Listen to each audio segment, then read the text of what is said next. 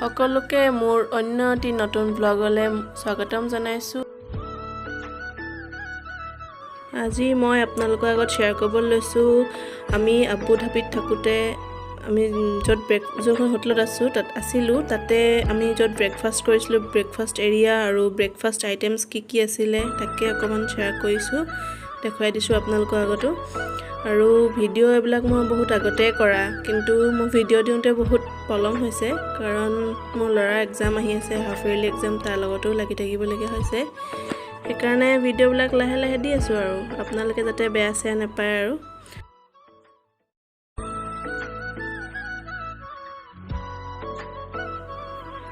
ভিডিঅ'বিলাক একচুৱেলি চব মোৰ মিষ্টাৰে কৰি দিছে, কিন্তু মই অকল ভইচ অভাৰ আৰু এডিটিংহে অলপ কৰি দিছোঁ। মোৰ ভিডিঅ' কৰি ফুৰিবলৈ অকণমান লাজে লাগে বেলেগ জেগাত, ঘৰৰ ভিতৰত হ'লে বেলেগ কথা আৰু, সেইকাৰণে চব কৰি দিছে। তেনেহ'লে চাই যাওক আগলৈ, আৰু মোৰ ভিডিঅ'বিলাক আগলৈও চাই যাব বুলি আশা কৰিলোঁ। তেনেহ'লে চাই যাওক আগলৈ ভিডিঅ'টো।